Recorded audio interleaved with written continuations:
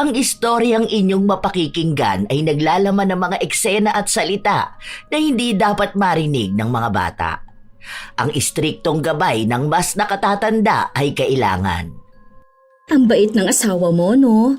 Ang responsable niya sa pamilya niyo. Isipin mo yun, na kahit nagabihin siya sa trabaho niya ginagawa niya pa rin para mabigyan lang kayo ng magandang buhay. Siguro kung may hindi kayo pagkakaunawa ang dalawa sa ganun talaga ang buhay mag-asawa, di ba? Basta ang mahalaga, buo ang pamilya niyo at mahal na mahal ninyong isa't isa. Bibihira lang kaya magkaroon ng ganung asawa. Uy, ang ganda naman nito. Hiramin ko to ha. Tsaka ito pala. Ay, anong size ng bewang nito? Kasya sa akin to ha. Ang dami mo palang magagandang damit. Ang dami kong pwedeng hiramin. O ito pa. Ay, ang ganda nito. Ang sexy Bagay sa akin Pwede siya sa kulay ko Maputi naman kasi ako. Ang ganda nito. Uy, ito pa. Ito pa Peram ako, ha? Ang gaganda. Tapos hindi pa mukhang luma. Ang dami na namang maiinggit sa akin ito sa trabaho. Te, akala ko ba ang sabi mo isa lang ang hihiramin mo? Okay lang yan. Ibabalik ko rin naman sa'yo Isang beses ko lang naman gagamitin tapos kapag nalabahan ko na nga, ibabalik ko na sa'yo. O ito pang ganda. Huy, dagdag ko na to sa hihiramin ha. May bag ka ba dyan na pwede kong paglagyan ng mga to? Ang dami, natutuwa ako. Ay, salamat sa pagpapahiram sa akin ha. Yung iba sa susunod na lang. Ang daming magaganda, wala akong mapili. May mga kapitbahay na sadyang mahilig manghiram ng gamit pero hindi naman marunong magbalik.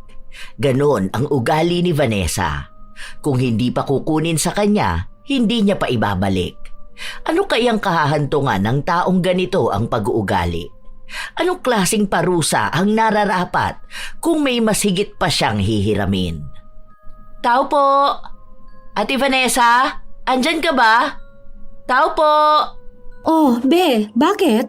Ay, kukunin ko lang sana yung hiniram mong hose. Gagamitin ko kasi maglilinis ako ng harapan namin. Ay, oo nga pala, hindi ko pala naibalik Sensya ka na ha, ginagamit ko pa kasi Pero sige, wait lang. Isang linggo na kasi sa'yo yan, te. Sana naman sa susunod ibalik mo naman. Yung hindi na susunduin dito sa bahay mo yung hiniram mo.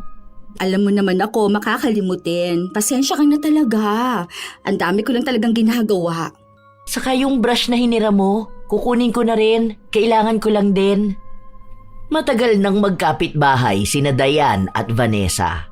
Hindi sila magkaibigan o magkamag-anak, pero tuwing may kailangan si Vanessa, iisa lang ang bahay na tinatakbuhan niya. Sa bahay ni Dayan. Pero mas madalas, hindi na niya naibabalik kung anuman ang nahihiram niya, kaya kailangan pa siyang puntahan ni Dayan para mabawi ang gamit nila. Mabait din kasi si Dayan, kaya hindi siya nakakatanggi kapag nanghihiram ang kanilang kapitbahay. Isang araw, nagpunta na naman si Vanessa sa bahay nila para manghiram. Tabo tsaka baldebe. Yung anong medyo malaki dyan. Hindi yan yung isa. Yung parang may bungi ata yun. Ito ba, te? Hindi ko alam kung anong may bungi. Yung isa, yung kulay white. Parang may mga marka pa nga yun ng pintura sa loob. Ah, oo. Wait lang kunin ko lang. Ay, teka. Nasa bahay niyo pa si Carlo. Walang pasok ang asawa mo? Wala. Day off niya talaga kapag ganitong araw. Akala ko ba kada linggo? Kada buwan nagpapalit sila ng day off. Tuwing Martes na siya. Oh, ayan na pala, lumabas na siya. Uy, pre, musta na? Barado yata yung inidoro. Hindi lumulubog yung tubig. Oo, mamaya yan aayusin ni Kuya Victor. Hinihintay ko lang siya. Ando na pala yung damit mo, inayos ko na yun. Wala ata sa mood si pare ha? Masakit kasi ulo niyan. Teka lang kukunin ko na yung hinihiram mo. Hindi mabilang kung ilang beses bang nagpupunta si Vanessa sa bahay ni Dayan para lang manghiram ng kung ano-anong gamit. Minsan nga, nagagalit na maging ang kanyang asawa dahil palagi siyang nagpapahiram. Wala bang gamit sa bahay yun? Bakit hiram nang hiram dito? Nasaan na yung gunting dito na kulay itim? Yung matulis yung dulo? Huwag mo sabihin na nasa babae na naman na yun. Oo Pero saglit lang daw niya gagamitin. Mamaya kukunin ko. Bakit mamaya mo pa kukunin? Alam mo naman ngayon kung gagamitin, di ba? Aray ko! Ano ba, Carlo? Huwag mo na mahigpitan ang hawak mo sa braso ko. Nasasaktan ako eh. Paanong hindi kita sasaktan? Ang tanga mo. Alam mo naman na sa lahat ng ayoko yung hindi ko nakikita kung nasan yung gamit ko. Kunin mo na yun ngayon. Kailangan ko yun. Kaya ako nga binili yun dahil gagamitin ko. Kunin mo ha! Takot na takot si Dayan na lumabas ng bahay.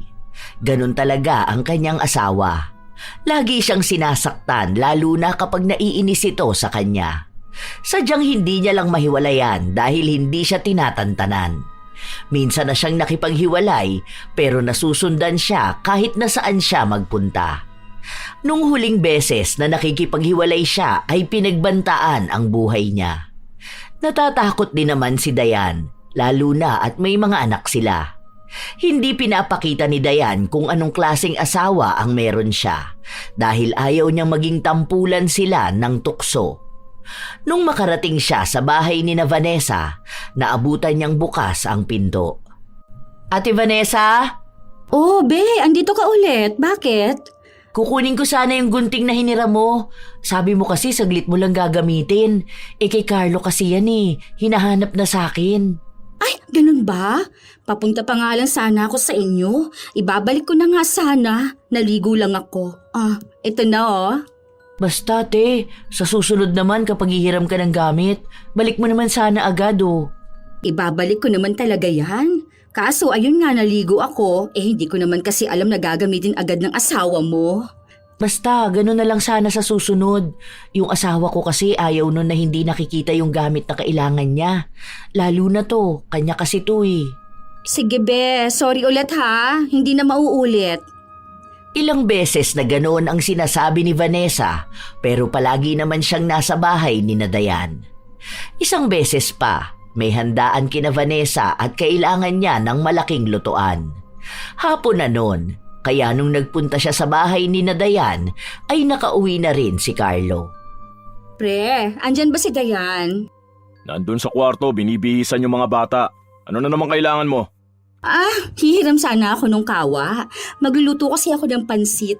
Birthday kasi ng nanang ko ngayon. Bali magdadala ako sa bahay nila ng pansit. Ngayon nga lang ako makakapagluto. Kasi ngayon lang yung dating ng gulay. Teka, tatawagin ko. Bigyan ko na lang kayo ng pansit. Masarap naman ako magluto Napahiram nga siya ng kawa. Totoo naman ang sinabi niya na magbibigay siya ng pansit at masarap siyang magluto. Pero halos 1 linggo na ang nakakalipas ay hindi pa rin naibabalik ang kawa na hiniram niya. Hinanap na lang yun ni Carlo dahil kaarawan ng kanilang anak at may balak siyang magluto ng ulam at pulutan. Ngayon mo pa naisipang kunin, anong oras na? Anong petsa na rin Ang tagal na nun, hindi mo pa pinuntahan doon sa bahay nila.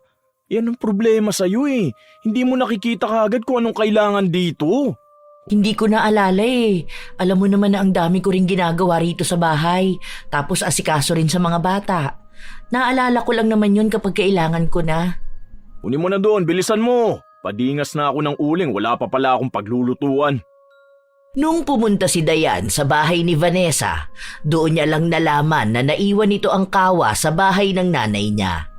Hindi sila agad makakapunta ron dahil ginagawa ang daan.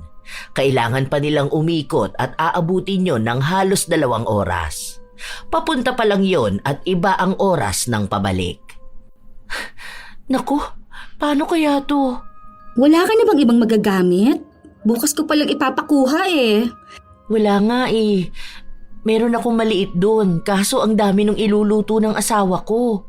Nagkatay pa nga sila ng kambing para sa pulutan din nila Naku, kanino naman kaya ako hihiram nito?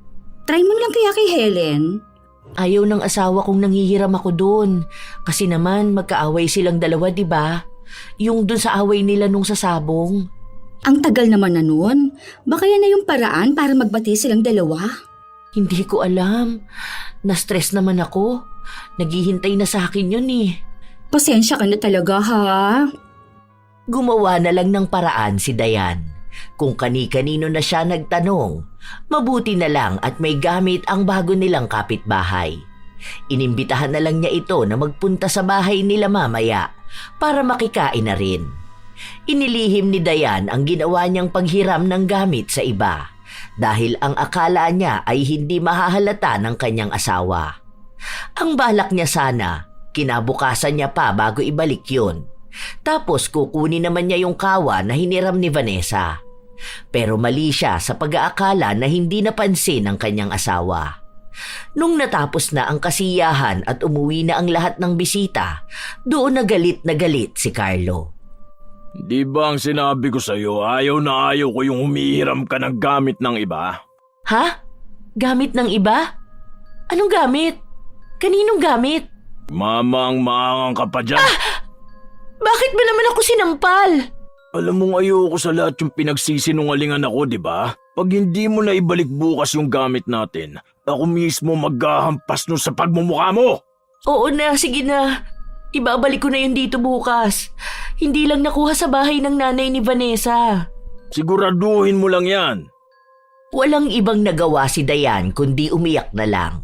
Lalo na nung sinampal ulit siya ng kanyang asawa. Kinaumagahan, nung pumasok na sa trabaho si Carlo, isinauli na niya ang hiniram niyang kawa. Matapos nun ay nagpunta siya sa bahay ni Vanessa para ipaalala ang kawa niya. Ayun na nga, be. Hindi ko nga maisasauli ngayon kasi pinahiram din ni Nanang. May binyagan daw doon sa kanila ngayon, kaya ayun. Sorry ha. Hindi pwede. Hahanapin niyo ng asawa ko. Gusto mo ako nalang magsabi kay pare mamaya? Baka lalo lang yung magalit eh. Alam mo naman na kailangan mo yan ibalik, di ba? Bakit naman pinahiram mo yun kahit na hindi naman sa inyo? Hindi nyo naman kasi gagamitin eh. Hindi ba tapos na kayo magluto? Kawawa naman kasi yung nangihiram. Wala silang magamit. Binyag tapos birthday kasi yun, be. Pero ibabalik naman kasi yun. Bukas nandito na yun, promise. Magagalit nga si Carlo. Ako nang bahala kay pare. Ako nang kakausap sa kanya. Ako na lang mag-sorry. Promise talaga. Ako na lang bahala. Kahit na sa akin na lang siya magalit. Hindi kasi yun ganun kadali eh. Hindi mo kasi kilala yung asawa ko. Mabait yun si pare. Ako na lang ang makikiusap sa kanya. Para hindi na kayo magtalo. Dahil wala na rin namang pagpipilian si Dayan, kinausap na lang niya ang kanyang asawa. Pero ang sabi ni Vanessa ay tinawagan niya si Carlo kanina para ipaliwanag ang tungkol sa kawa at nangako siya na bukas talaga ay ibabalik niya yon. Mukha namang nadaan sa pakiusapan si Carlo. Siguraduhin mo na bukas ibabalik mo yung gamit natin ha. Ang hilig-hilig mo kasi magpahiram eh. Oo na, ibabalik niya raw talaga bukas. Sa susunod kapag magpapahiram ka, kunin mo na agad. Hindi yung ganyan. Kailangan palaging kunin sa kanya eh. Kung hindi yung marunong magbalik ng gamit, wag mo na yung pahiramin. Tignan mo, pag ako nainis na naman. Pinagsasabihan ko naman na siya. Ayusin mo. Bumili ka mo siya ng sarili niyang gamit. Kahit na yon ang madalas na pag-awayan ng mag-asawa, hindi pa rin magawang tumanggi ni Dayan kapag may hihiram sa kanya ng gamit. Hanggat kaya niya kasing makatulong sa iba, talagang tinutulungan niya. Ilang araw pa ang lumipas, laging nasa bahay nila si Vanessa para lang manghiram ng kung ano-ano. Isang beses pa, nagpunta si Vanessa sa bahay nila. Andito ka pala, pre. Pasensya na kayo ha. Hihiram kasi ulit ako ng gamit. Aalis ka ba? Ang sexy mo naman. Ah, talaga? Ay, nagpapapayat kasi talaga ako para maging sexy lalo. Sexy ka na nga eh. May jowa ka na ba ulit? Naku, wala pa. Ayoko muna ng jowa na yan, no? Gusto ko yung magiging asawa ko na talaga. Kapag jowa lang, sakit lang yun sa ulo. Malay mo magkaroon ka na rin ng anak. Pwede naman yun, di ba? Ay, sana nga. Pero kung magkakaroon man ako ng asawa, gusto ko yung talagang may paninindigan. Tapos, mahal na mahal ako. Ay, itong edad kong to, akala mo dalaga, no? Ano ba? Hindi pa ba kayo tapos mag-usap dyan? Ang ingay-ingay nyo. Ay, sorry pre. Ano ba kasing hihiramin mo? Bluetooth speaker sana. Magpapatugtog lang ako sa bahay kung hindi mo lang sana ginagamit. Hindi ko alam eh. Baka magpatugtog tong isa. Pre, pero naman ako ng Bluetooth speaker. Balik ko rin mamayang gabi. Maglilinis kasi ako ng bahay. Gusto ko sana na magpatugtog kaso nasira naman yung speaker ko. Bahala kayo dyan. Oh, Ayun naman pala. Bahala naman daw pala eh. Ikaw na magdesisyon. Sige na. Wait lang, basta ibalik mo mamaya ah. Oo, ibabalik ko to. Promise yan. Okay, sige. Thank you, Be. Ang bait ng asawa mo. Basta kakausapin lang na maayos. Ibabalik ko naman talaga yan. Hindi ko naman din yan itatakbo. Salamat ulit, ha? Ang pangako ni Vanessa ay ibabalik niya ng gabi, pero 3 araw na ay hindi niya pa rin isinasauli. Naabutan pa sa punto na hinahanap na naman ni Carlo ang gamit na yon. Galit na galit siya sa asawa niya. Kapag mainit pa naman ang ulo niya, nabubugbog niya si Dayan. Sinabi ko na Ayoko sa'yo na na. gusto kong makita agad yung gamit ko kapag hinahanap ko, Tama di ba? na. Wisit ka talaga, ang tanga mo! Nasasaktan ako. Nasaan na? Gagamitin ko na! Oo na, kukunin ko na. Nawala na sa isip ko dahil ang dami kong ginagawa eh. Inumin mo, kailangan ko. Alam mo na nga kailangan ko, di ba? Ano bang tinutunganga mo dyan? Tumayo ka at kunin mo. Gusto mo pa yung nasasaktan ka eh. Kailangan pa ba pagbuhatan ka ng kamay bago mo malaman kung anong dapat mong gawin? Sinabi ko na nga sa'yo na wag mo na siyang pahiramin, di ba? Hindi ka kasi nakikinig sa akin eh. Ha? Tama na. Hindi naman ako nagpahiram sa kanya. Pumayag ka eh. Aray ko! Paawa ka naman na sa akin. Tama na. Narinig tayo ng mga bata. Wala akong pakialam kahit na marinig nila. Kasalanan mo naman kung bakit ganito nangyayari. Kung hindi mo lang sana ako ginagalit, hindi naman kita bubugbugin. Ako pa talaga ang sinisisi mo? Ikaw ang babae dito sa bahay. Dapat alam mo kung anong responsibilidad mo lalo na sa mga gamit natin. Kung hindi ka nagpapahiram, hindi sana tayo nagiging ganito.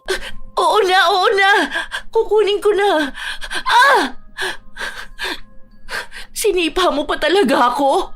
Paano ang bagal mong kumilos? Bilisan mo! Gumapang si Dayan hanggang sa kanilang pinto. Ang mga anak naman nila ay nakaupo lang sa isang gilid. Walang umiiyak dahil natatakot sila na baka saktan din sila ng kanilang ama. Awang-awa na si Dayan sa kanyang mga anak at maging sa kanyang sarili. Pinunasan niya muna ang kanyang luha bago siya lumabas ng bahay. Habang naglalakad siya, hindi na niya alam kung ano pa ba ang dapat niyang isipin. At habang naglalakad siya, naririnig niya rin ang tugtog sa bahay ni Vanessa.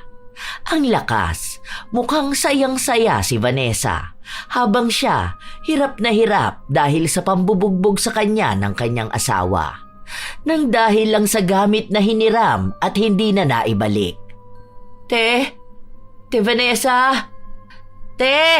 Hoy! Ikaw pala yan! Nagulat naman ako sa'yo. Bakit? Anong ginagawa mo rito? Kukunin ko na sana yung Bluetooth speaker. Gagamitin na ni Carlo. Ay, ganon? Nagpapatugtog pa naman ako. Feeling ko ang sexy ko sa tugtog. Sumasayaw pa nga ako. Gagamitin na ba talaga? Oo magpapatugtog din daw siya. Ano ba yung sinasayaw mo? Sa trabaho mo ba yan? Dancer ka pa rin ba dun sa club ni Jonna Marie? Oo, may pinapractice kasi ako na sayaw. Pasensya ka na. O ito na. Ang ganda kasi ng speaker mo, ang linaw ng sounds. May binili ako kaso sabog, kaya ayokong gamitin. Ang ganda naman ng damit mo, te. Bagay sa'yo. Nung payat ako, ganyan din ang mga damit ko eh. Talaga ba? Nagsusuot ka rin ng sexy? O bakit ngayon? Ayaw ni Carlo. Magagalit yun sa akin, saka ang taba ko na. Hindi na yun kasya sa akin. Pero kung papayat siguro ko, hindi ko naman tinapon kasi nga nagbabaka sakali ako na papayat pa ako. Hindi ko alam na hilig mo rin pala ang mag-short at sando. Oo, minsan nga backless din eh. Naiinggit naman ako sa'yo. Paseksi ka ng paseksi. Ako naman pataba ng pataba. Naku, maintain ko kasi itong ganitong katawan ko, be. Alam mo naman ako, dapat laging manipis kasi nag-iikot-ikot ako maging pole dancer, no? Saka ayokong tumaba. Baka hindi na ako makapag-asawa nun. Kung may mga damit ka pala na ganito ha, baka naman pwede mo akong pahiramin. May red ka ba doon? Hindi ko alam kung makakapaghalongkat ako eh. Kasi nakatabi na yun. Hindi ko na nga kasi ginagamit. Saka ang dami kong ginagawa sa bahay. Sa susunod pupunta ako sa inyo ha. Ako na lang yung tutulong sa'yo para maghanap nung ipahihiram mo sa akin. Hindi na lang kumibo si Dayan. dahil hindi naman niya alam kung tototohanin ba ni Vanessa ang sinabi niya. Ilang araw pa ang lumipas, laging nasa bahay nila si Vanessa. Tila ba lahat na ng gamit sa bahay nila ay nahiram na niya. Minsan, umaalis lang ito kapag uuwi na si Carlo. Isang araw, wala ang asawa ni Dayan at nagpaalam ito na bukas pa siya uuwi dahil may tinatapos na trabaho. Nagpunta si Vanessa sa bahay nila at nanghihiram ng damit. Hindi ko alam, te. Ang hirap maghalungkat ngayon eh. Napakainit. Dali na, be. Para naman hindi ko ibabalik sa'yo. Alam mo naman na kapag akong nangihiram, binabalik ko naman, hindi ba? Sige na. Ang hirap talaga. Nakikita mo ba yung mga storage box na yan? Ayan, dyan yung nakalagay. Ang hirap kaya maghanap. Tutulungan naman kita eh. Hindi naman uuwi si Carlo. Sige na. Kailangan ko lang talaga ng gagamitin kong damit mamayang gabi. Paulit-ulit na lang kasi yung mga damit ko. Tapos may mga pupunta na parang VIP dun sa club. Promise ko sa'yo na kapag nalabahan ko na yon, ibabalik ko rin sa'yo. Totoo yon. Ibabalik mo? Eh di ka nga nagbabalik kung hindi ko pa kukunin sa'yo. Minsan kasi nakakalimutan ko lang. Pero eto, ibabalik ko talaga. Kasi alam ko namang mahahalaga sa'yo yung mga damit mo na yon kahit na hindi nakamukha siya sa'yo. Baka kasi malaman yun ni Carlo. Eh bakit naman niya malalaman?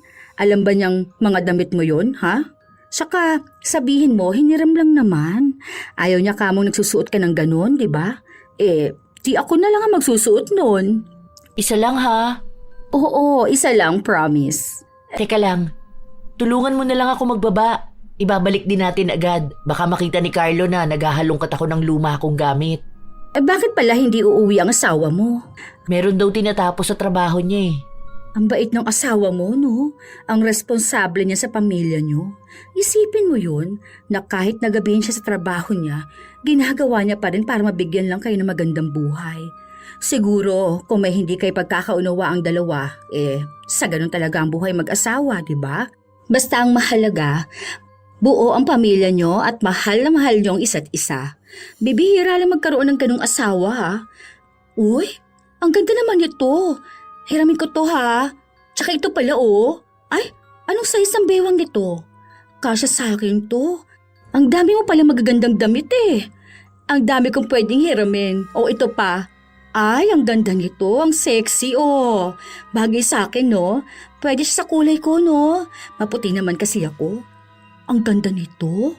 Uy, ito pa. Ito pa. Peram ako be ha. Ang gaganda. Tapos hindi pa mukhang luma. Ang dami na namang maiinggit sa akin ito sa trabaho. Te, akala ko ba ang sabi mo isa lang ang hihiramin mo? Okay lang yan, ibabalik ko rin naman sa'yo eh. Isang beses ko lang namang gagamitin. Tapos kapag nalabahan ko na nga, ibabalik ko na sa'yo. O ito pa ang ganda, dagdag ko na to sa hihiramin. May bag ka ba dyan na pwedeng paglagay ng mga to? Ang dami, natutuwa ako. Ay, salamat sa pagpapahiram sa akin ha. Yung iba sa susunod na lang, ang daming magaganda, wala akong mapili. Baka kasi makita yan ni Carlo. Kilala talaga nun ang mga gamit ko. Ano ka ba? Huwag ka nga matakot sa asawa mo. Ang bait nun eh. Makakausap naman yun ng maayos. Tsaka hindi naman siya madamot, di ba? Nagpapahiram naman yun basta magbalik ka lang ng gamit. Okay lang yan. Kunin ko na to ha. Babalik ko din talaga to, promise. Wala nang nagawa pa si Dayan. Nilihim niya sa asawa na nagpahiram siya ng damit. Mabuti na lang kahit na paano ay hindi nahalata ni Carlo. Marahil ay dahil sa hindi na niya yon sinusuot o sa katagalan ay nakalimutan na rin ito. Ilang linggo na ang nakalilipas, hindi pa rin nagbabalik ng damit si Vanessa. Kahit na isang damit ay wala siyang naibalik. Nahihiya na rin naman si Dayan na kunin yun, lalo pa at laging sinasabi sa kanya ni Vanessa na ang ganda raw ng daloy ng trabaho niya dahil sa mga damit ni Dayan. Isang araw, nagpunta na naman si Vanessa sa bahay nila. Be, baka naman pwedeng pahiramin mo ako ng plancha ng buhok. Bakit eh? Di ba may bagong bili ka? Ang pangit kasi nun hindi umiinit eh. I mean, hindi kasi siyang kasing ganda nung sayo. Hindi siya umiinit nung ganun sa gamit mo. Tapos ang bilis din matanggal. Magpariband ka na lang kasi para hindi ka rin laging gumagamit ng plancha. Pangit kasi na araw-araw mo yung ginagamit. Nakakaano kasi yun, lalong nakakadry ng buhok. Gagamitin ko lang ngayong gabi. Kailangan ko kasi. May mga VIP kasi na pupunta. Ayoko naman na ganito kabuhaghag yung buhok ko, di ba? Ang pangit naman tignan. Hindi pa nakakapagsalita si Dayan nung dumating ang kanyang asawa. Halata na pagod ito sa trabaho. Hello, pre. Musta na? Oh, ano na namang ginagawa mo rito? Ay, manghihiram lang sana ako ng plancha kay Dayan. Gagamitin ko sana mamayang gabi eh. Wala kasi ako magamit. Yung akin kasi ang pangit. Hindi talaga makastraight ng buhok. Pero kung okay lang din naman sa'yo na manghiram ako. Bahala kayo. Di ko naman alam kung paano nyo yung ginagamit eh. May pagkain ba tayo? Meron na, nakatakip dun sa lamesa. Sige na, punta ka na dun. Kakausapin ko lang muna si Vanessa. Eat well, pre. Dito ka nalang magplansya, te. Para sure na maibabalik mo talaga sa akin. Sa bahay ako mag-aayos eh. Masanay ako na nakabra at panty lang muna habang mag-aayos ako. Alam nga naman na gawin ko yung dito, di ba? Ang init kasi. Tsaka, ibabalik ko naman yun. Lahat naman ng hinihiram ko sa'yo, ibabalik naman ng maayos, di ba? Kahit na minsan matagal ko maibalik, pero at least, naibabalik ko naman, hindi ba? Oo, pero kasi te, hahanapin sa akin yun ni Carlo. Eh bakit naman? Hindi naman siguro siya gumagamit nun, di ba? Oo nga, pero regalo niya kasi sa akin yun eh. Uy, pero nagpaalam naman na ako sa kanya, di ba? Sabi niya nga bahala nga raw tayo dahil hindi niya alam paano yun ginagamit. Tsaka yun naman yun. Mabait naman ang asawa mo eh. Nagpapahiram din naman yun. Anong oras mo naman maisasauli yun? Mamayang gabi mga 10 p.m. kapag tapos ko nang gamitin, tapos aalis na ako. Tulog na kami niyan eh. O di bukas na lang. Ibalik mo bukas ha? Oo, ibabalik ko talaga. Salamat, be. Wala na namang nagawa si Dayan. Hindi niya kayang tumanggi kapag kinukulit na siya. Para bang kapag may nanghihiram na sa kanya, hindi niya maipagdamot kung ano man ang meron sa kanya. Kahit na alam naman niyang hindi maibabalik ang gamit niya hanggat hindi kinukuha kay Vanessa. Kinabukasan, maaga pa lang ay nagpunta na si Dayan sa bahay ng kanyang kapitbahay. Kinukuha niya ang hiniram nito. Grabe ang aga mo naman, be. Katutulog ko lang. Dahil nakauwi ko lang.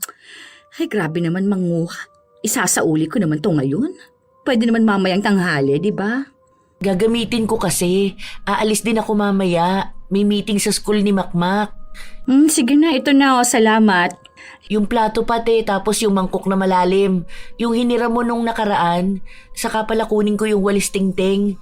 Maglilinis ako ng harap ng bahay namin bago ako umalis. Hindi ko pa ba naisauli yung walis? Alam ko din nila kung na sa bahay nyo nung nakaraan eh. Wala ka pang binibigay, te. Wala ka namang kusang sinauli sa akin eh. Kaya alam ko na nandito yon. Hindi ka naman nagbabalik kung hindi ko susunduin. Grabe ka naman, be. Real talk ba yan? Yung tabo pa pala na kulay pula. Yung hiniram mo sa akin kahapon ng tanghali. Oo nga pala. Sige, wait lang. May gamit naman si Vanessa pero hindi maunawaan ni Dayan kung bakit ang hilig manghiram ng gamit. Lalo na at hilig niya pa ang mga gamit ni Dayan. May mga kapitbahay nga silang nagsasabi kay Dayan na wag na siyang magpahiram.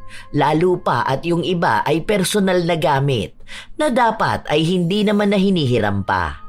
Pero wala namang masabi si Dayan dahil kahit nasabihin niyang hindi na siya magpapahiram, hindi naman niya magawa kapag kinulit na siya. Ilang araw pa ang lumipas, sa kanya na naman ang takbo ni Vanessa. Hindi naman ito nangungutang sa kanya. Hindi rin ang hihingi ng kung ano-ano, katulad ng bawang, mantika at kung ano paman.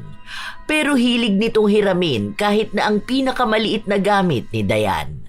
Hanggang sa isang araw, Be, pa-charge naman ako. Type-C ba charger mo? hindi te, pero tong kay Carlo ang Type-C. Pero naman ako sandali. Shutdown tong phone ko. Dito ka nalang mag-charge. Sa bahay na lang. Maglilinis pa kasi ako eh. Ay, hindi pwede. Kay Carlo to eh. Alam mo naman yun. Hindi pwede dun yung ipapahiram basta ang gamit niya. Magagalit yun sa akin. Baka mamaya pag uwi nun hahanapin niya to. Kung gusto mo, dito ka mag-charge tapos balikan mo na lang mamaya pag tapos ka na maglinis. May video call kasi kami ng afam ko. Alam nga namang dito ako makikipagharutan, di ba? Baka mamaya makapagsalita ako ng di maganda Marinig pa ako ng mga bata. Sa iba ka na lang manghiram, te. Hindi ko naman yan masisira, no? Hindi nga, pero matagal mo naman ibabalik. Bakit ba takot na takot ka? Ang aga pa, Mamaya pang 5 p.m. uuwi ang asawa mo. What if mag-OT pa yon? Hindi naman siguro aabot ng 15 hours ang pag-charge ko, di ba? Ibabalik ko rin naman kaagad. Kung makalimutan ko man, di kunin mo sa bahay. Kaso naman, te. Sige na, para namang hindi mo ako kilala. Maingat naman ako sa gamit kahit na palagi ako nanghihiram. Babalik ko rin mamaya, ha? Hawak na ni Vanessa, kaya paano pa makakatanggi si Dayan?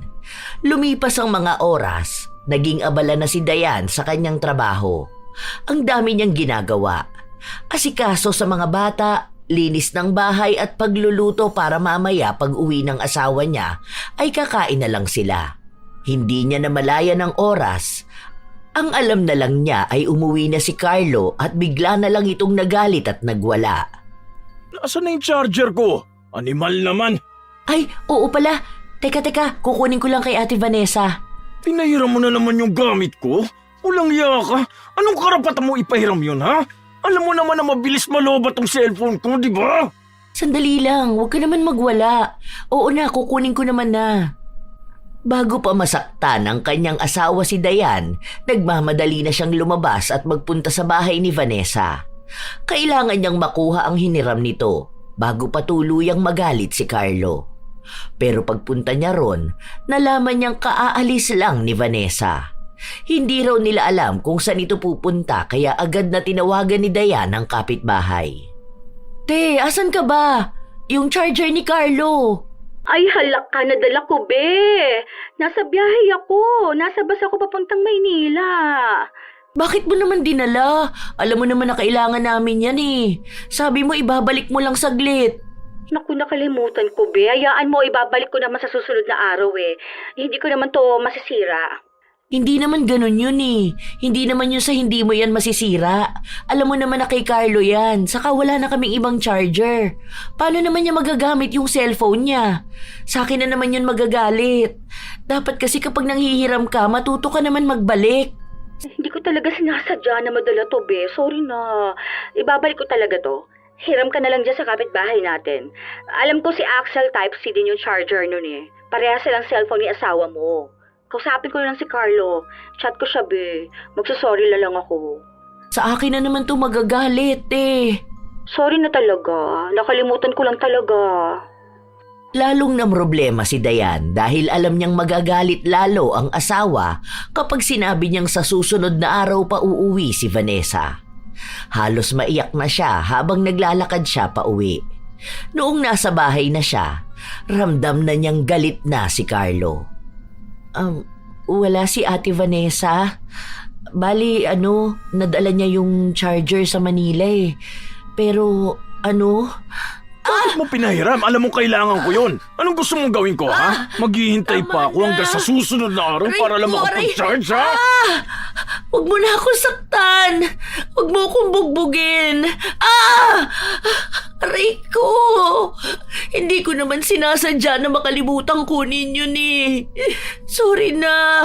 Hindi pwedeng hindi mo sinasadya. Alam mo yun! Nagpahiram ka Dapat alam mo kung ano yung kailangan mong kunin. Di mo na lang sana pinahiram, di ba? Ang sakit! Ang hiling mo kasing ibigay agad kapag Parang awa nangihiram mo sa'yo. na. Huwag Pero na. iso ka Tama na. Lagi mo na lang akong Hindi ginagalit na ako magpapahiram ulit. Sige, etong sa'yo Ayoko para na. magtanda ka. Tama lang sa ito para naman magtanda kang buwisit ka. Para lang alam mong hindi lahat kailangan ipahiram mo. Kapag gamit natin dito sa bahay, dapat dito lang. Lagi mo na lang talaga akong ginagalit ha? Sige, wala akong pakialam kahit magdugo yung buo mong katawan para magtanda ka. Para namang gumana yung utak mo. Pinagpapalo ni Carlo si Dayan gamit ang sinturon. Mismong yung may bakal ang pinanghahampas sa kanya. Kaya mas masakit ang tama nito sa katawan. Nag-iiyakan ang mga bata, kaya mas lalong maingay sa bahay. Mas lalong nagagalit si Carlo. Inilabas niya talaga lahat sa pamamagitan ng paggulpi sa asawa. Kahit na magmakaawa na ang mga bata at si Dayan, hindi ito tumitigil. Inaabot din ng ilang minuto o halos 1 oras bago natapos si Carlo. Pinagawan niya rin ng paraan para makahanap ng charger si Dayan. Kahit na masakit ang katawan nito, nagpunta siya ng bayan para bumili. Nung nakapag-charge na si Carlo, kahit na paano ay humupa na ang galit nito. Lumipas ang ilang araw, umuwi na si Vanessa pero hindi niya pa rin ibinabalik ang charger. Pero may lakas pa rin siya ng loob na manghiram ulit ng gamit. Ay, nasa bahay yung charger. Balik ko mamaya, be. Nag-charge pa ako eh. Shutdown kasi yung phone ko. Ang bilis ba naman kasi nung malobat? Hindi ka pa rin bumili ng charger mo? Magkano lang yun? Ilang araw kang wala. Ano yun, hihiramin mo na lang palagi?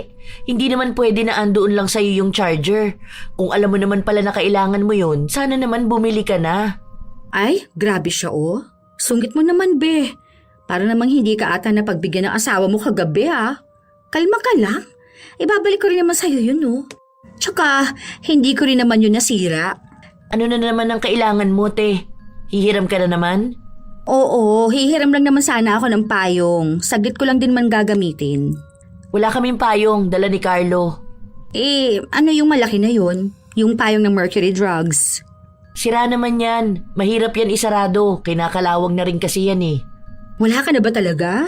Gamitin ko lang, punta akong bayan. Maglalakad lang ako eh. Gusto ko kasi na maglakad-lakad lang. Ang init naman din kasi. Wala talaga, te. Try mo dyan sa ibang kapitbahay. Kay Mirna, malay mo meron yun. May mga anak yun na takot sa araw eh. O kaya, huwag ka nalang maglakad para hindi ka naman mainitan. Ay, ayun ata oh, yung kulay pink. Ito pala, may payong eh. Saglit ko lang gagamitin. Punta lang talaga akong bayan, be. Bibili akong charger. Tapos sabay ko na ito ibabalik mamaya. Salamat, be! Hindi na pumapayag si Dayan pero kinuha na agad ni Vanessa ang payong at lumabas na. Napailing na lang si Dayan dahil hindi niya alam kung bakit ba ganon ang kapitbahay nilang yon. Bakit parang hindi mabubuhay hanggat hindi siya nanghihiram ng gamit. Nung araw din na yon, masakit pa ang mga pasa at sugat ni Dayan pero kahit na paano ay naghihilom na. Nung matapos niyang asikasuhin ang mga anak niya at tapos na rin siyang magluto, nagpahinga na siya. Iniisip niya na mamaya na lang niya kukunin ang mga hiniram ni Vanessa. Hindi niya namalayan na nakaidlip na pala siya. Anong oras na ba? Hala, 6:00 na pala. Hindi pa ba umuwi si Carlo? Wala rin siyang chat sa akin ah. Baka nag-OT pa to.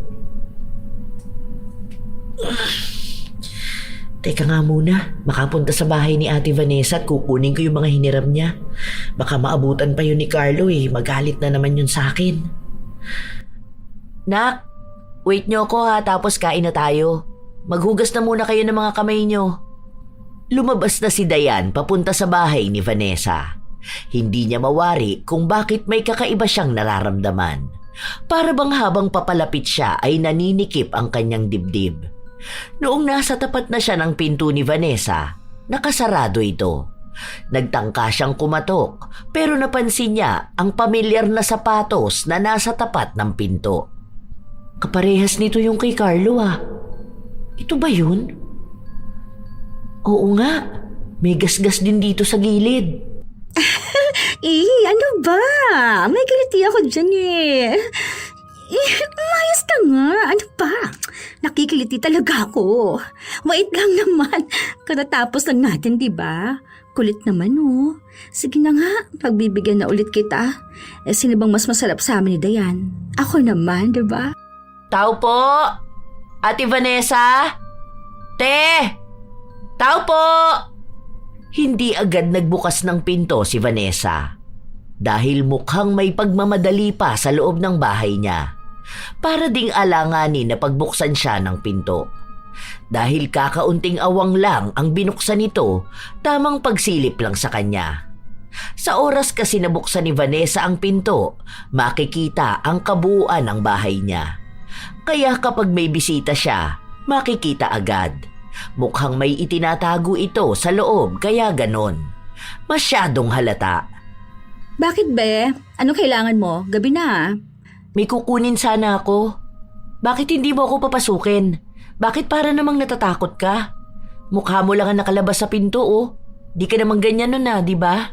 Sabihin mo na lang kung anong kukunin mo. Ako na mag-aabot sa'yo. Diyan ka na lang sa labas. Paano ko naman malalaman kung anong kukunin ko kung hindi ko makikita kung anong nasa loob ng bahay mo? Marami ka kasing hiniram sa akin. Gusto ko lang sana makita kung ano yung dapat ko nang bawiin. Pwede bang bukas na lang? Balik ka na lang. O kaya ako na lang yung magdadala sa inyo. Huwag na lang muna ngayon. Nandito na ako, pababalikin mo pa ako? Kukunin ko lang naman yung pag-aari ko. Kasi huy, huwag mo buksan ang pinto ko. Ano ba, Dayan? Nandito ka pala, Carlo. Sabi ko na nga ba? Nakita ko kasi yung sapatos mo. Nakuha ko lang yung charger ko. Oh? Baka naman iba ang charge mo. Mali ang iniisip mo. Ganito kasi yan. Ay, ipapaliwanag ko na maayos, be. Okay lang, kahit wag mo na siyang isole. Iyon na siya. Kukunin ko na lang yung akin talaga. Ibalik mo yung payong at Tupperware na hiniram mo sa akin. Ha? Hindi mo ako narinig? Kailangan pa bang ulitin ko sa'yo? Ha? Huwag mo sabihin na nabingi ka na. Kung gagawa ka ng eskandalo, wag mo na subukan. Mali naman yung iniisip mo eh.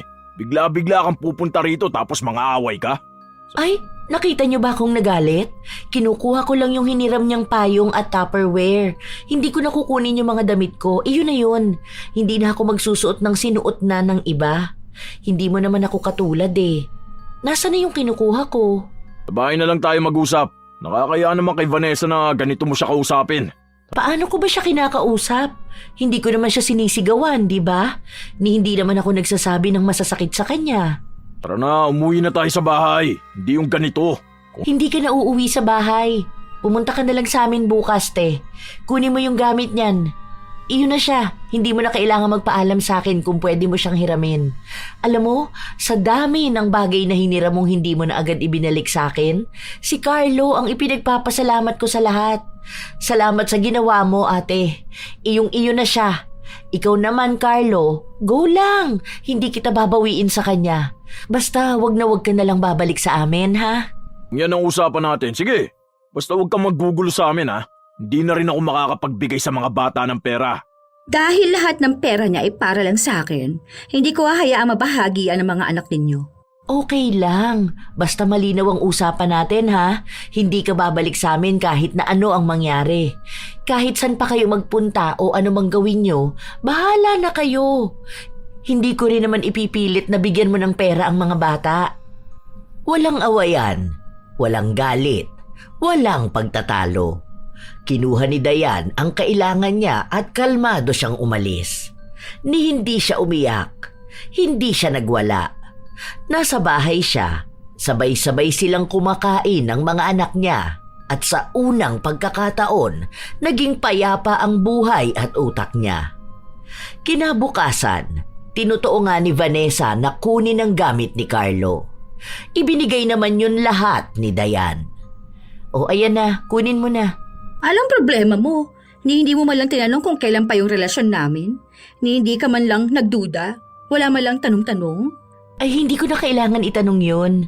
Para saan pa? Sino ba nagsabi sa'yo na gusto kong alamin, ha? Kaya nga hindi na ako nagsalita o nang away kasi wala naman na akong balak alamin kung bakit niyo yun nagawa. Ay, alam mo, natatawa ako sa'yo. Ang hilig mo kasi magpahiram ng gamit eh. Ayan tuloy, naisahan ka. Same. Natatawa rin ako. Sa hilig mo manghiram, pati asawa ng iba hiniram mo na. Ang maganda nun, hindi mo na ibabalik. Okay na yun. Basta nakuha ko yung payong at Tupperware ko. Kahit iyon na yung asawa ko. Buti naman.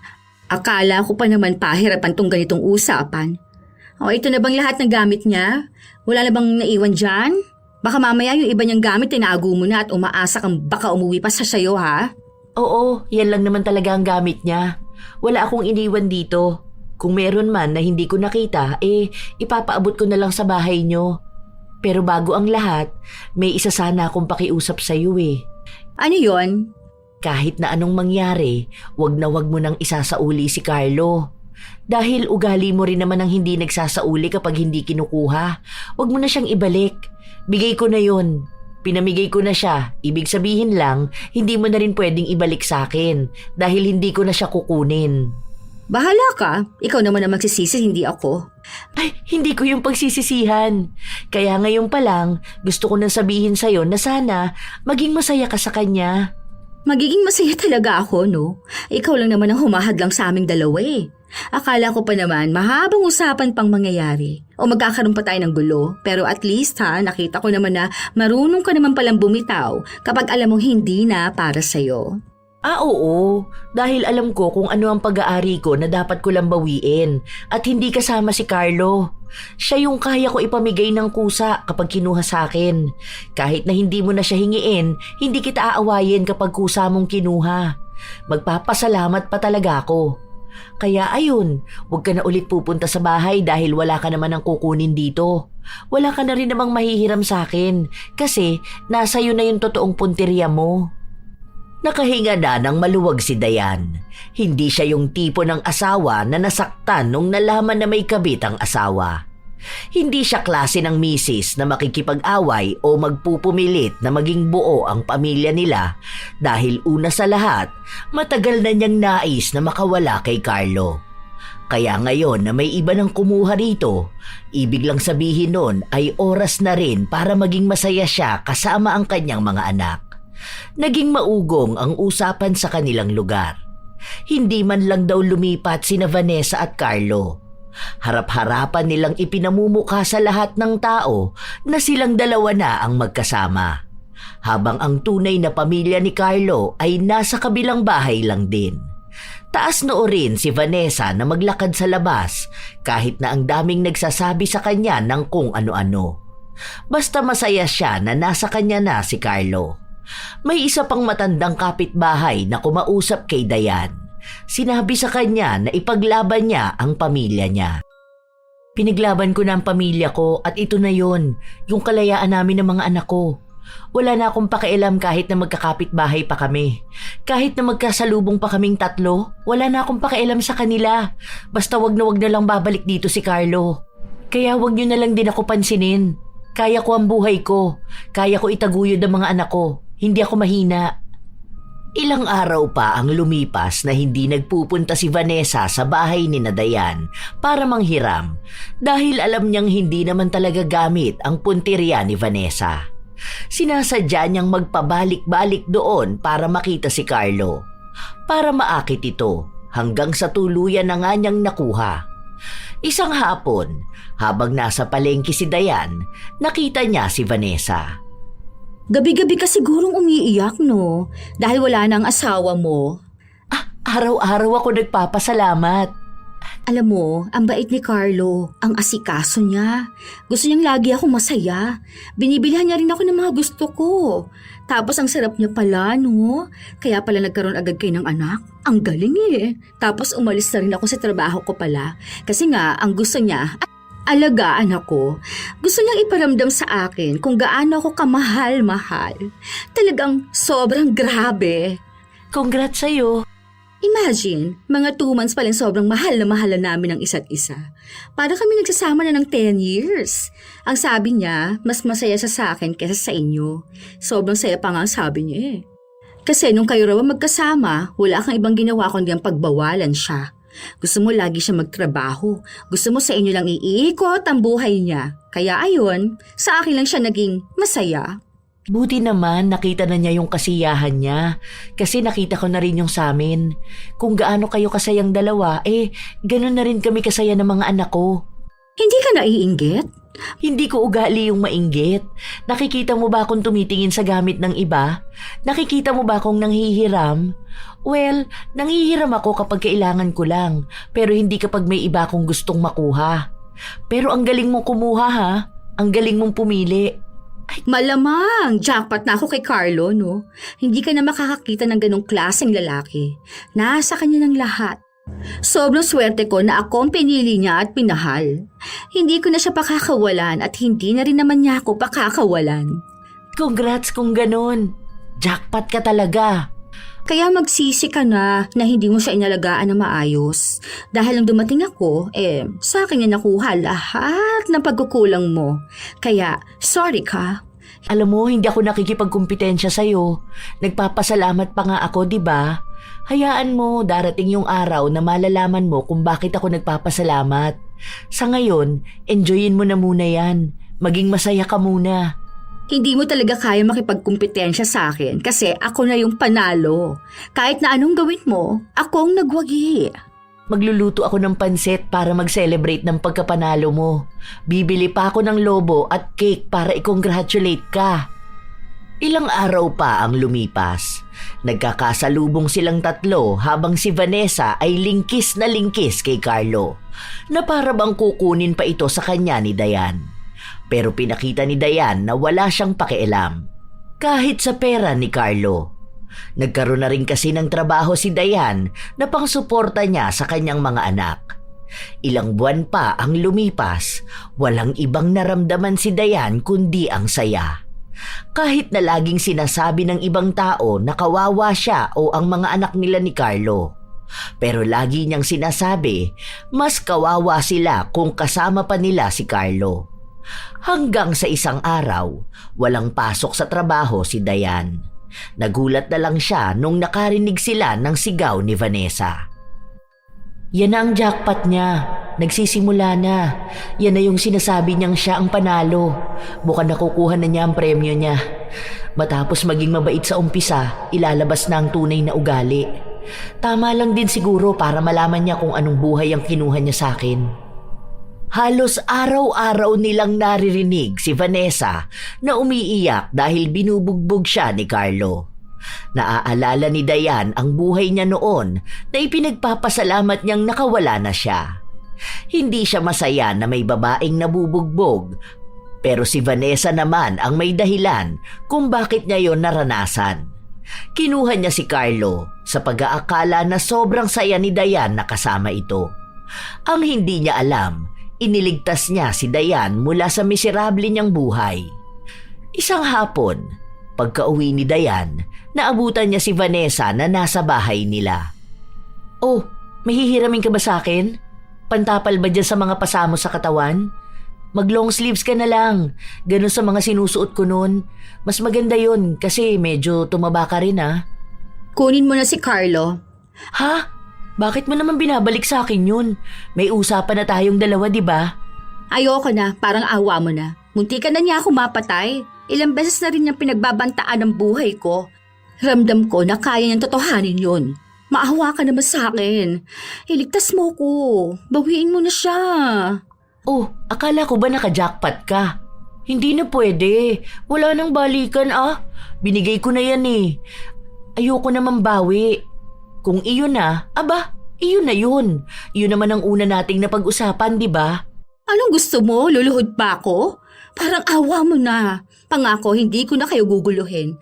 Magpapakalayo-layo ako. Ano, gusto mo bang magbigay ako ng pera? Sabihin mo kung anong gusto mo. Wala na akong ibang gusto dahil naibigay mo na noon.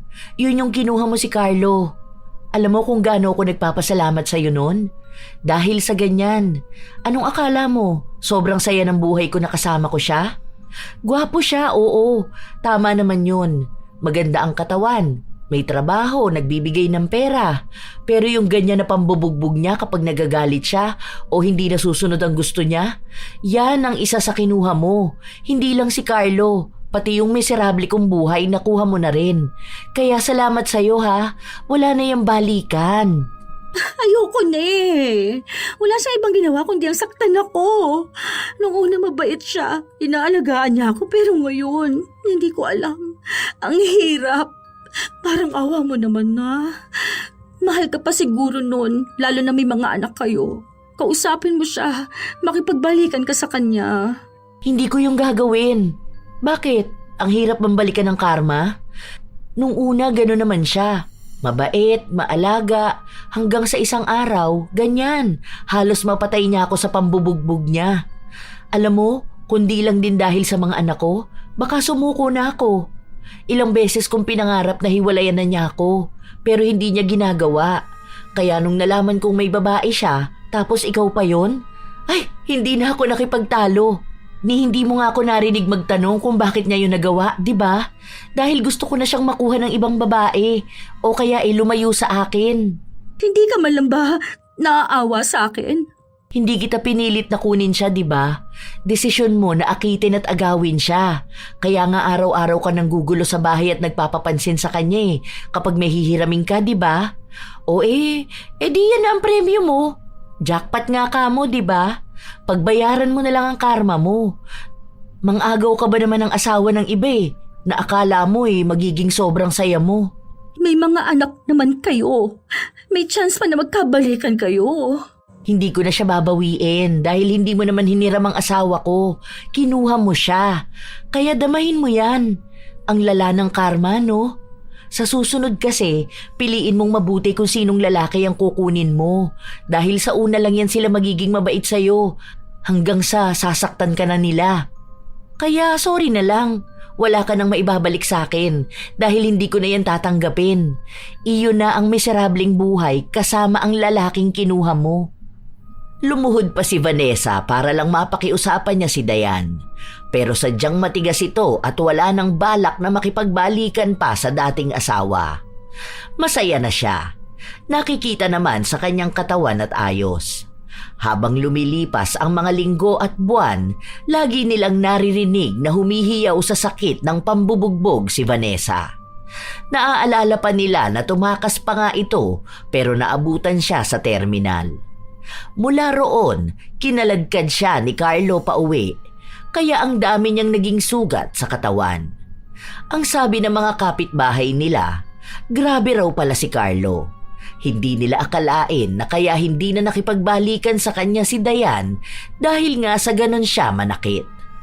Humihiyaw na naman sa pambubugbog si Vanessa. Kawawa naman siya. Pero wala ganon talaga ang buhay. Hindi naman sana ganun ang mararanasan niya kung hindi niya kinuha si Carlo. Proud pa nga siya nung una. Lagi niya pa akong iniinggit. Nagpapakita pa siya sa lahat ng tao. Walang hiya-hiya pa siyang naggagala habang kasama niya yung asawa ng iba. Ganun talaga ang karma. Kanya-kanyang singilang yan. Kung anong kinaiinggitan mo sa iba at kinuha mo, may kapalit talaga. Makukuha at mararanasan mo yung bagay na di mo alam. Malamang, sino ba namang nakaalam na binubugbog ako ng asawa ko? Ngayon lang nila nalaman kung ilang taon ako nagtiis bago maging ganito kasaya. Ay, kawawa naman talaga. Kahit na maawa si Dayan sa dinanas ng kanyang kapitbahay, wala na siyang magagawa. Ayaw niya rin namang bawiin si Carlo. Ilang linggo pa ang lumipas, pansin niya na nagbabago si Vanessa. Hindi na siya kasing ganda noon. Ang mga sinusuot niya, mga damit na dating sinusuot ni Dayan. Walang make-up, parang tumanda ng ilang taon, naging magulo lagi ang buhok. Hindi masaya. Minsan pa nga, habang nagwawalis ng tapat ng bahay si Dayan, nilapitan siya ni Vanessa. Anong meron? Buti pinayagan ka ng asawa mong lumabas ngayon. Pwede ba akong manghiram sa'yo? Anong hihiramin mo? Hindi na kasi ako nagpapahiram Noon hindi ako tumatanggi. Iba na kasi ngayon. Iniingatan ko na lahat ng meron ako. Pera sana. Gusto ko na talaga makaalis kay Carlo Ayoko na siya makasama. Magbabayad naman ako. Ibabalik kayo ng sobra pa. Alam mo, hindi mo yan matatakasan. Maniwala ka sa akin. Ilang beses ko na yung ginawa. Parang lahat ng tao kilala niyan. Kasi mahahanap at mahahanap ka niya. Naaawa naman ako sa'yo. Kasi ganyan ako nun Hindi ko na kaya yung pangmamalupit niya sa akin. Tinanggal niya nga ako sa trabaho ko Siya ang gumagastos sa akin sa bahay. Sa kanya lahat. Pero hindi ko alam. Hindi ko na talaga kaya. Kapag uuwi siya tapos pagod, mainit ang ulo. Mananakit siya. Kapag hindi ko nasunod ang gusto niya, bubugbugin niya ako. Ang daming bawal sa akin. Parang pati pakikipag-usap sa lalaki hindi pwede. Anong gagawin ko? Wala ka na magagawa. Hindi bumibitaw si Carlo. Kapag tumakas ka, baka mapatay ka pa niyan. Kung isusumbong mo yan sa pulis, ewan ko paano ba ginagawa yon. Siguro umisip ka na lang ng paraan para mawala siya sa buhay mo. Naiinggit ako sa'yo ngayon. Ang ganda mo na. Ang saya mo na wala kang asawang tulad ni Carlo. Parang ang gaan ng buhay mo. Ang saya-saya mong tingnan. Sana ganyan ako Hindi maganda ang buhay ko nung kasama ko si Carlo. Pinaniwalaan mo lang kasi kung ano yung nakikita mo. Pero hindi mo alam kung ano ang totoo. Naiinggit ka sa akin nung asawa ko si Carlo at ngayon na asawa mo na siya, naiinggit ka pa rin sa akin. Alam mo, yan yung mali sa'yo eh.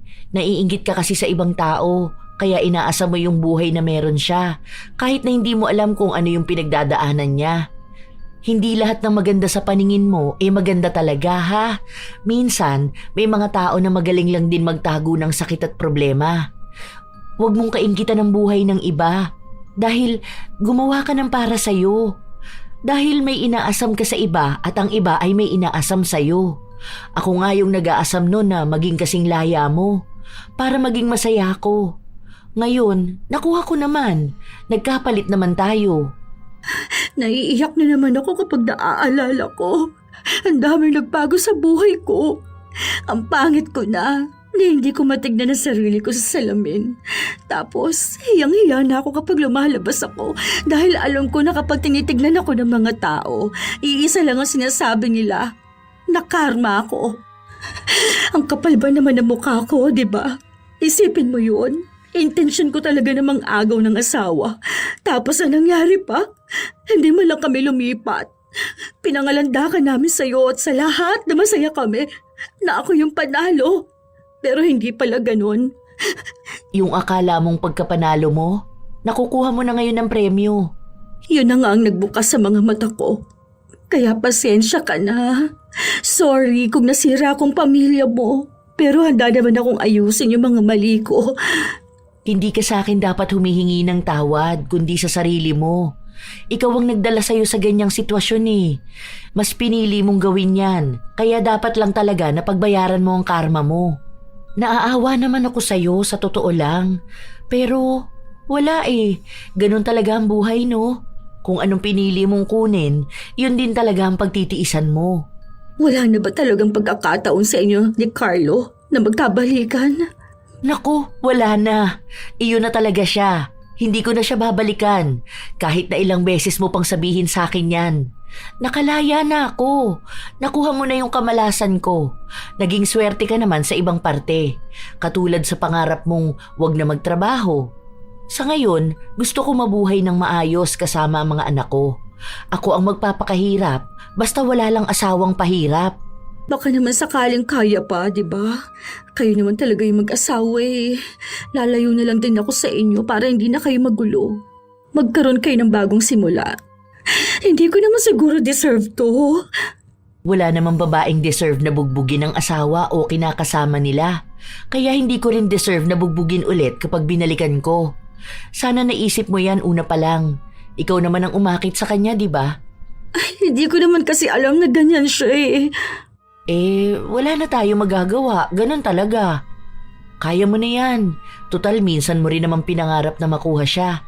Kaya ayan na. Sa susunod kasi isipin mo muna yung magiging desisyon mo. Dahil hindi lahat ng akala mong masaya para sa iba, magiging masaya rin para sa'yo. Hindi ko na yun babawiin. Tamang karma na lang ang pagbayaran yung dalawa. Ganon talaga ang buhay. Swertihan na lang talaga. Minsan na ako minalas, kaya sabi ko nga sa'yo, yun ang pinakamagandang hiniram mong hindi na binalik sa akin. Kaya sa susunod, matuto ka na. Kung may susunod pa. Kahit na umiyak si Vanessa, hindi niya makuha ang simpatsya na gusto niya.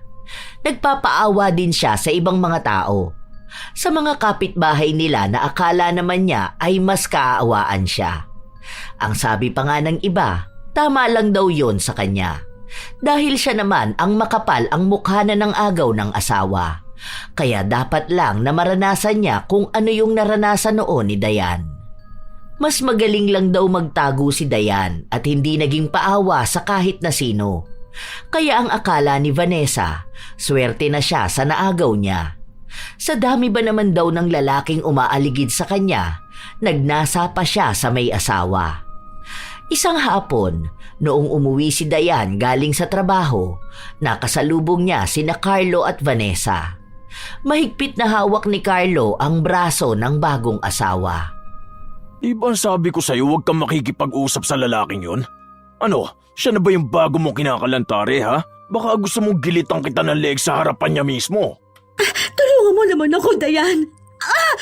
Aray! Huwag mo higpitan na hawak mo sa akin. Nasasaktan ako. Bakit mo ko idadamay dyan sa away niyong dalawa? Nananahimik ang buhay ko.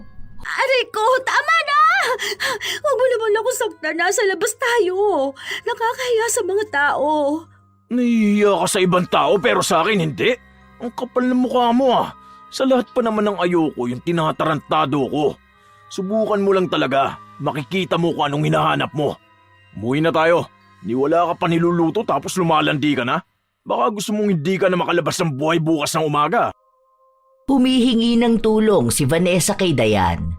Sinasabi nito na pwede na silang magkabalikan ni Carlo. Pero wala nang pakialam si Dayan.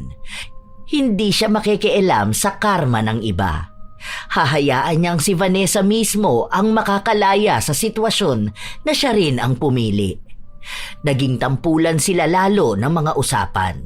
Hindi naman maipapulis ni Vanessa si Carlo dahil maging siya ay natatakot na. Isang araw, nagpunta na naman si Vanessa sa bahay ni Dayan. Umiiyak ito at nagmamakaawa. Sige na, kayo na lang ulit ni Carlo. Kinukumbisi ko na nga siya ngayon eh. Pinapaalala ko kung gaano kayo kasayang pamilya. Hindi niyo dapat sinasayang yun, di ba? Kasi kami, wala pa kami isang taon. Kayo, ang dami niyo nang napagdaanan sa buhay. Mahal na mahal yung isa't isa. Tapos may mga anak kayo, may mga pangarap kayo. Anong akala mo sa akin? Babawi ng basura? Magbabago naman yun kapag ikaw na ang kasama. Matagal ko na siya nakasama. Hindi na yun magbabago. Saka kapag may ginusto yung isang tao, hindi na niya titigilan. Kaya alam kong hindi ka na niya iiwan. Hindi na yun babalik sa bahay dahil hindi ko na rin siya papabalikin sa buhay namin ng mga anak ko. Pwede bang tigilan mo na ako? Ikaw na ang asawa niya. Binigay ko na siya sa'yo. Ayoko na talaga. Nanganganib ang buhay ko sa kanya. Ang hirap niyang pakisamahan. Maawa ka naman sa kapwa mo, babae. Huwag mo akong gamitan ng ganyan. Dahil kung totoong mabait si Carlo, tapos inagaw mo siya, di ba? Hindi ka naman dinaawa sa kapwa mo, babae. Tama lang din naman yan sa mga taong mga agaw at mapanira ng pamilya.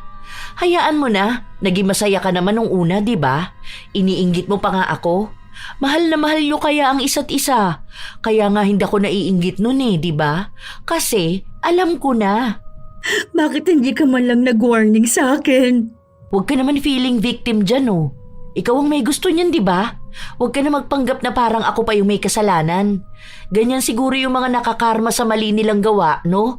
Ibang tao ang sinisisi nila kapag maling desisyon ang nagawa nila. Hindi ko sinabi sa'yo dahil hindi ko naman alam na aagawin mo yung lalaki na yun.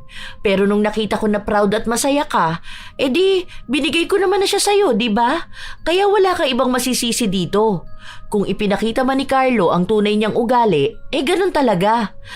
Kahit naman ako nadala niya sa pagiging mabait niya nung una. Makikiusap ako sa'yo. Huwag mo na kaming guluhin ng mga anak ko, ha? Maging responsable ka sa naging action mo. Ginusto mo yan, kaya panindigan mo. Yun na rin ang huling beses na nakapag-usap silang dalawa. May nakuha kasing mas magandang trabaho si Dayan at kailangan niyang umalis ng lugar nila. Matagal na niyang gustong makuha ang trabaho na yun pero napipigilan siya dahil ayaw siyang pakawalan ni Carlo. Kaya ngayon na malaya na siya, magagawa na niya ang gusto niya.